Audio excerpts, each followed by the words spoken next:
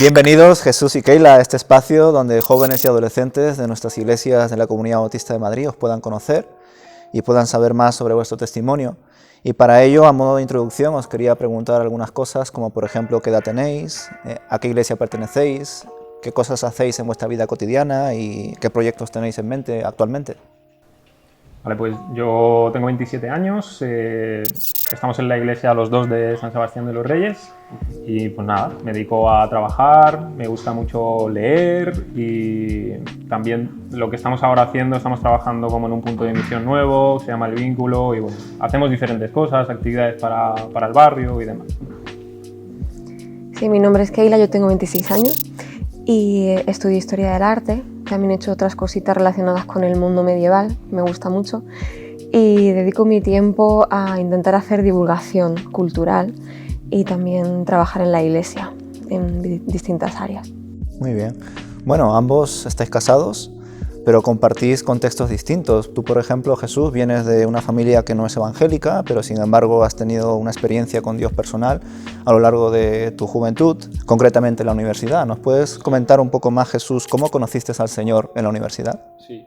Bueno, se dieron muchas circunstancias para conocerle, pero para centrarme en la universidad, yo creo que lo que más influenció fue que estaba estudiando filosofía y de alguna manera, como siempre me había gustado ese mundo de, bueno, divagar y meditar, pensar en las cosas, yo creo que eso fue como una de los puentes, por así decirlo, de los nexos de unión para acercarme a alguna idea de Dios.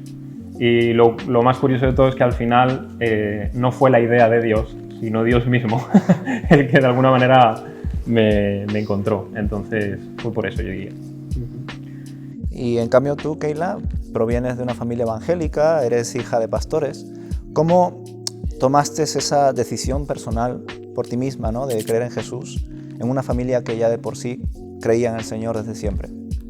A ver, la verdad es que siempre me han enseñado muy bien la diferencia. Entonces he tenido claro desde el principio que era una decisión que tenía que tomar yo misma. No me han confundido en ese sentido, ¿no? Y por el escuchar acabé pensando y meditando que aquello que había visto y había oído era lo que yo misma quería practicar en mi vida y vivirlo experiencialmente. Así que pues tomé la decisión segura. Jesús, has vivido tus primeros años como creyente en medio de una familia pues, que no era evangélica, quizá de manera cultural pues, católica, pero no llevaban su fe de manera diaria y en la práctica, ¿verdad? Entonces, ¿qué consejos darías tú a los jóvenes que estén en una situación similar, en una situación en la que ellos creen en Jesús, pero su familia necesariamente no? Pues la verdad es que suena tópico, pero lo primero que haría, y es lo que yo he practicado en mi vida, es orar por ellos. Ya no solo por el hecho de que puedan ellos también conocer lo que yo conozco o que puedan, pues eso, ¿no?, creer en algún momento, sino porque a la hora de orar también te das cuenta de cómo amarlos mejor, que eso sería lo segundo que yo diría, amarlos. Amarlos porque al final es tu familia y bueno, que no piensen, que no crean igual que tú no tiene nada que ver. Pero sobre todo lo que yo diría es que ya que tú has creído, que hay un cambio en ti, ¿no?, que se vea. Es decir, que lo vivas de manera natural, la manera como hablas, la manera como te comportas. A lo mejor puedes ser un poco más tímido en ese sentido, porque, no sé, también depende de la personalidad. Pues si eres más tímido, hay muchas otras maneras de hacerlo. Supongo que tienes una habitación, entonces en tu habitación puedes poner de cualquier cosa que te interese. A lo mejor tienes una Biblia o tienes un cuadro que te gusta que habla de eso, un versículo, yo qué sé. Pero lo que más diría, sobre todo, que a mí me ha afectado, es que tu familia es más consciente de lo que tú te piensas, de lo que haces, de lo que has empezado a creer, de cómo vives, por más que parezcan indiferentes a eso. Incluso a modo de esperanza para los oyentes, podrías comentar, ¿no?, cómo ha habido un mayor acercamiento de tu familia hacia tu fe, ¿no? Cómo han ido a tu pues, espacio de congregarte, ese tiempo en el que te bautizaste, ese tiempo donde te casaste, ¿verdad? Sí, han estado en la iglesia pues a lo mejor cuando ha habido algún culto especial, de Navidad, de Semana Santa, o cuando igual cuando me bauticé, pues eso. Hombre, esos son momentos buenos porque sabes que están escuchando también acerca de la fe, del evangelio. Incluso si eres una persona un poco más tímida, puede ser un momento bueno para ti ese, porque quizás te apura un poco más, pero que puedan asistir a donde tú estás, yo creo que es bueno, sí. Muy bien. Keila, ¿Nos podrías compartir qué ventajas y desventajas existen en nacer y vivir en una familia cristiana evangélica? A ver, así sinceramente yo diría que desventaja ninguna, pero la desventaja, por así decirlo, podría ser si tienes unos padres que te presionan a creer lo mismo que ellos, que no fue mi caso. Aunque también habría que ver hasta qué punto eso es una desventaja para ti, porque cuando tienes cierta inmadurez y todavía no has llegado a cierta edad, pues te viene bien. Ventajas, muchas ventajas. Si tienes unos padres cristianos van a intentar educarte según la Biblia. Y a ver, yo sé que todos los padres intentan educarte lo mejor posible, pero siempre van a tener un recurso más, que es el recurso por excelencia, para corregirte cuando deben hacerlo y para también incluso pedirte perdón cuando se equivocan. Y además que vas bendecido, o sea, desde que estás en el vientre ya están orando por ti, o sea que eso es una gran ventaja. Jesús, ¿nos puedes comentar también acerca de tus amigos? Es decir, ¿cómo fue tu experiencia, tu relación con ellos tras creer en Jesús, tras convertirte, tras tomar la decisión de congregarte en una iglesia, tras incluso dejar algunos estudios y empezar a estudiar teología? ¿Cómo fue esa interacción con tus amigos de toda la vida? Pues, a ver, es que en mi caso particular tendría que explicar mucho, pero bueno, yo creo que lo primero fue quizás lo asombroso que sería para ellos a lo largo del tiempo, porque yo recuerdo que en aquel entonces lo primero que me dijeron fue, bueno, pues en 2 meses, ¿qué serás? Si ahora eres cristiano, ¿qué serás en 2 meses? Y yo les dije, no, esto va en serio. Y entonces después del tiempo yo creo que ya se han dado cuenta. Pero yo diría que la relación tampoco es que cambiara excesivamente, o sea, evidentemente había cosas que ya no pensaría igual, o no creía igual, o no compartía incluso, hasta, no sé, la manera de hablar, las cosas los planes que puedes hacer, pues ya no coincides tanto, ¿no? Pero otras cosas son, pues, normales, habituales. Eso fue en mi caso, por lo menos, ¿no? Lo que yo sí diría, al menos como si puede servir de consejo para alguien, es intentar evitar los dos extremos que a veces he visto. Un extremo es creo en Jesús o lo que sea y dejo a todos mis amigos como ya no tengo nada que ver con ellos o no piensan igual que yo, o sea que yo creo que eso ya no pasa tanto. Yo creo que el otro extremo, que es el que pasa ahora, es no dejo a mis amigos, pero es que tampoco soy nada diferente, o sea, soy exactamente igual que ellos, entonces tampoco estás siendo ni relevante, ni diferente, ni de luz para ellos. Entonces yo diría un poco encontrar el equilibrio ahí, ¿no? Entre no es ni dejarlos, ni es no marcar ninguna diferencia tampoco con tu fe. Keila, ¿qué implicaciones tiene ser hija de pastores? Podría resumirlo en una palabra, y es sacrificio, ¿no? En todos los sentidos, a nivel emocional, a nivel económico, a nivel de tiempo. A ver, es verdad que para mí las implicaciones fueron viendo cómo mis padres servían, o sea, es más bien por añadidura. Pero si puedo decir algo que, repito, no es en mi caso, pueden exigirte más de ti de lo que tú podrías decir que tendrías que hacer. O sea, es decir, tú como eres hija de pastores, pues no puedes hacer tal cosa. O tienes que cumplir un cierto estatus y bueno, eso no está bien y no es real, porque como hemos dicho antes, las decisiones de nuestros padres no son las mismas que las nuestras, así que hay algunos hijos de pastores que pueden ser unos piezas y otros que no, o sea, no tiene nada que ver. En mi caso ya digo que no me pasó eso demasiado. Como bien sabe Jesús, en las iglesias, sobre todo los jóvenes, tienen muchas inquietudes por descubrir a qué les está llamando Dios, ¿verdad? Entonces, te quería preguntar, ¿qué consejos darías a aquellos adolescentes, a aquellos jóvenes que están buscando en qué ministerio, en qué áreas de la iglesia pueden servir? Pues, aunque suena típico, lo primero es orar y tener paciencia sobre todo, porque mientras oras, pues, pueden pasar muchas cosas o puedes entender muchas cosas a lo largo del tiempo. Eso sería lo primero, lo primordial. Lo segundo sería, pues, a través de la Biblia, a través de la palabra, más o menos saber por dónde te puedes enfocar o qué te interesa realmente o dónde encajas más, ¿no? Porque, bueno, la Biblia habla de todo lo bueno, o sea, lo bueno, es que habla de todo, entonces, pues, ahí puedes ver muchas cosas. El tercer consejo que yo diría es el buscar, pues, también que personas que tú consideres que son sabias o que llevan mucho tiempo, pues te puedan decir dónde puedes encajar mejor según lo que viene en ti o talentos que tú tengas. Y Lo cuarto sería un poco empezar a salir de la idea de que solo hay 3 o 4 formas de servir a Dios o de tener un llamamiento de parte de Dios, que sea solo pastor o maestro de la escuela dominical o cualquier cosa de esas, sino también un poco mirar las circunstancias o los gustos que tienes o lo que estás estudiando, lo que te interesa estudiar, porque a lo mejor ahí está realmente tu llamamiento, que a su vez también sirve para la iglesia, quiero decirte, ¿no? Pero yo qué sé, lo que suelo decir, si te gusta cocinar mucho, lo mismo tu llamamiento es ser cocinero o ser abogado o ser deportista y todas esas cosas, pues pueden servir bastante en la iglesia, la verdad, porque yo creo que en toda iglesia quizás necesiten un abogado o un cocinero o hasta un deportista, quién sabe. Por lo que veo con tus respuestas estás planteando que la fe es más allá que una opción, ¿no? Es la única manera de vivir delante de Dios, es la única forma en la cual desarrollar en todas nuestras áreas la fe, ¿verdad? Y en esa línea, sin duda, entra el tema de la pareja.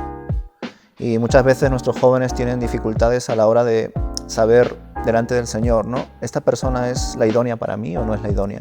Entonces, Keila, te quería preguntar, ¿cómo podríamos descubrir si una persona es la adecuada para nosotros para empezar un noviazgo con esa persona?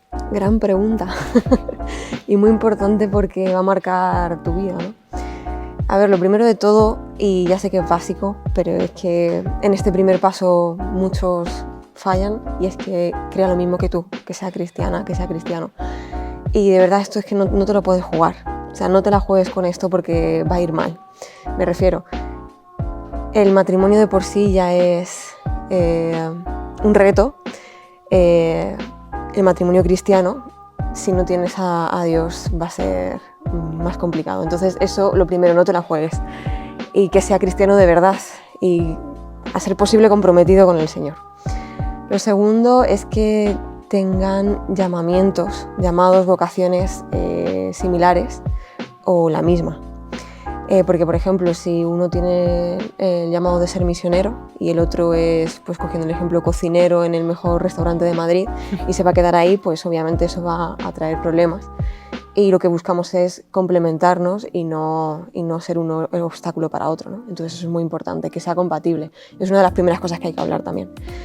La tercera cosa diría es que consultemos con otras personas sabias, con nuestros padres, incluso aunque no sean cristianos, qué piensan nuestros padres de esa persona, qué piensan nuestros amigos, cristianos y no cristianos, qué piensan nuestros líderes, porque cuando estamos enamorados no nos enteramos de nada.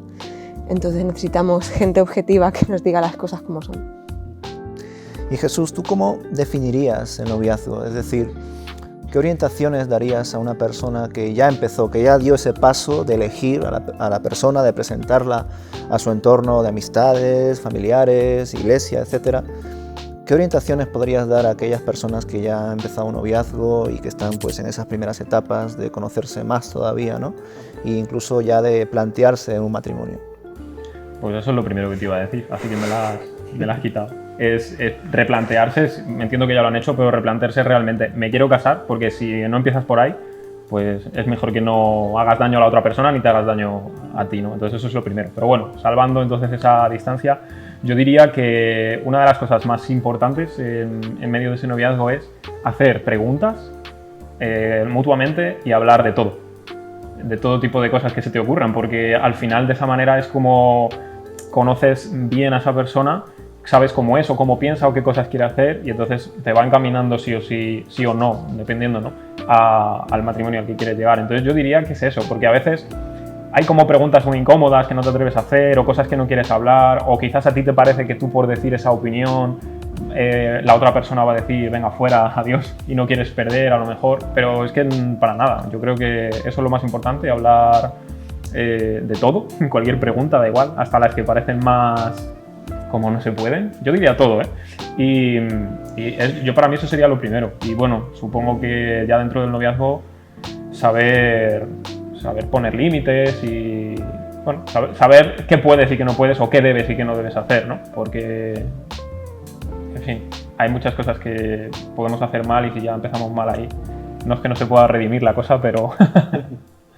Ok, entonces, Keila, en la línea de lo que nos está compartiendo Jesús, ¿verdad? Que es algo muy interesante, entender el noviazgo ya casi como un compromiso, como esa idea que en el mundo secular se podría decir, ¿no? De estar prometido, de estar ya con vistas hacia el matrimonio, ¿verdad?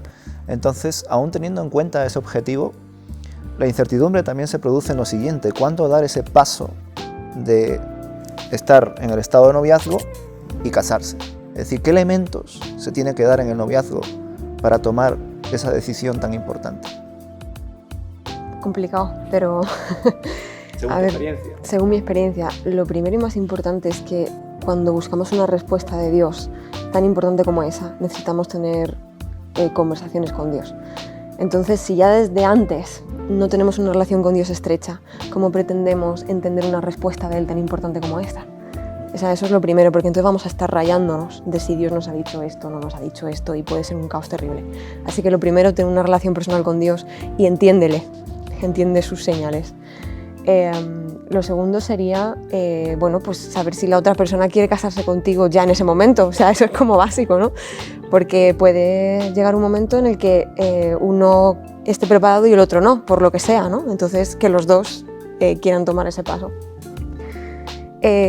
Otra cosa, orar juntos, orar separados, buscar respuestas en la palabra del Señor, tener paz. Sé que son cosas típicas, pero es que las tienes que experimentar para saber que puedes dar ese paso. Las circunstancias son muy importantes, no seas un loco. Es decir, si estás estudiando, termina de estudiar, tienes que ver si tienes ahorros para enfrentarte a la vida que viene. Eso es lo que yo diría. No sé si añadir alguna otra cosa. Bueno, sí, solo matizando algunas cosas. A lo mejor puedes seguir estudiando y te puedes casar, También. pero es que todo es un poco en relación, es que cada caso es diferente, pero a lo mejor eso, ¿sabes? Recursos, tengo recursos o no, sí, quiero, tengo tiempo, es que yo qué sé, son muchas cosas. Sería un poco recordar esa parábola, ¿verdad?, que compartía Jesús acerca de, antes de construir un edificio, ver si tenemos los elementos para edificarlo, ¿verdad? Y bueno, algo es importante, no puedes esperar a que lo tengas todo siempre atado, porque si no nunca lo vas a hacer, ni eso ni nada en la vida, quiero decir. Siempre te tienes que aventurar un poco. Eso sí. Así es, sí. Muy bien.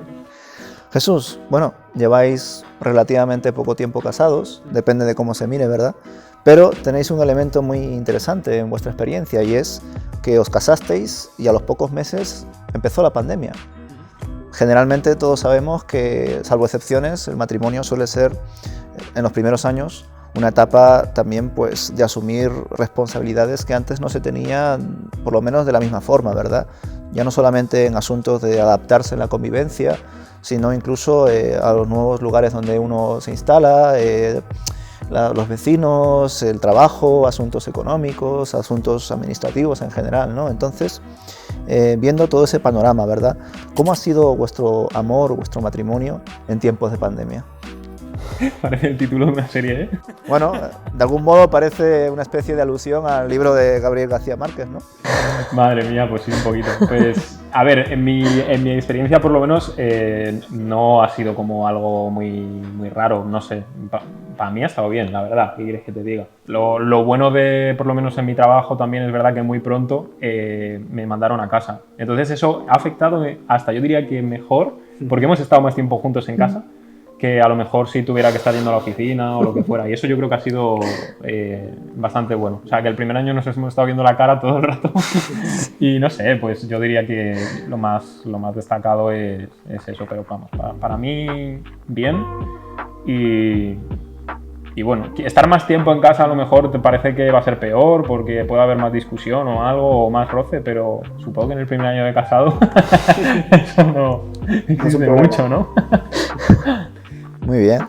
Pues Keila, y bueno, también Jesús, ya la última pregunta sería en torno al proyecto ministerial en el que os encontráis, ¿verdad? Ese punto de misión conocido como el vínculo.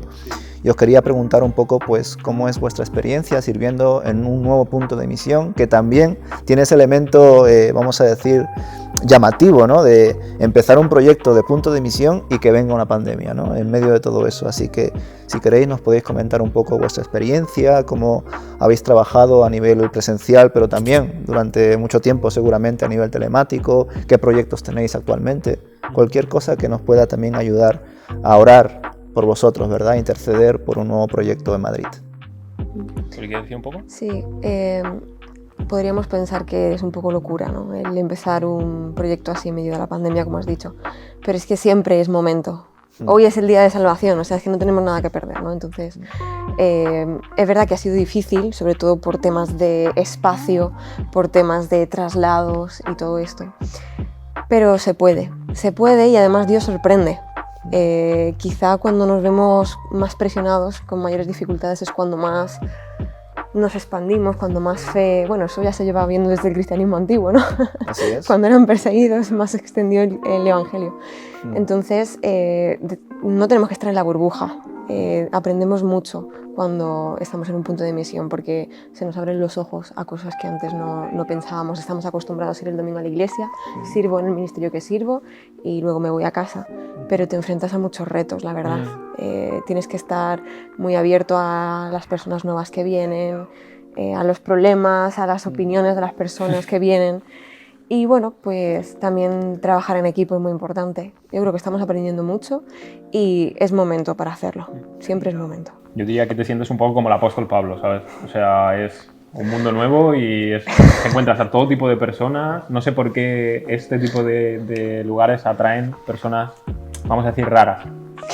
Sí, pero en plan bien, quiero decir. O sea, porque te encuentras a personas rotas, te encuentras a personas que necesitan muchas cosas, que llevan mucho tiempo a lo mejor sin ir a la iglesia o que empiezan a conocer. Hay una mezcla, ¿sabes? Encima nuestra estrategia es conocer personas a través de cualquier actividad, ¿sabes? Entonces encuentras a todo tipo de personas y es retador, sí, se puede decir.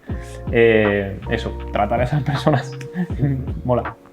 Pues muchas gracias Jesús y Keila por lo que nos habéis compartido, porque entiendo que incluso otorga valentía a aquellos que os escuchan, porque tanto en ámbitos personales como aspectos pues ministeriales, ¿verdad? Tanto en vuestro matrimonio como en asumir un punto de misión y trabajar en él, es algo que sin duda, incluso en tiempos buenos, es difícil de administrar, es difícil de sobrellevar, pero incluso en tiempos de pandemia lo habéis podido asumir, estáis dando un testimonio donde estáis, tanto como familia, tanto como personas que están sirviendo, y yo creo que es algo que puede animar mucho a los jóvenes, ¿verdad? Saber que hay otros jóvenes que están teniendo esa valentía siempre con la ayuda del Señor. Así que muchas gracias por compartir vuestro testimonio y que el Señor os bendiga. Pues igualmente. Gracias.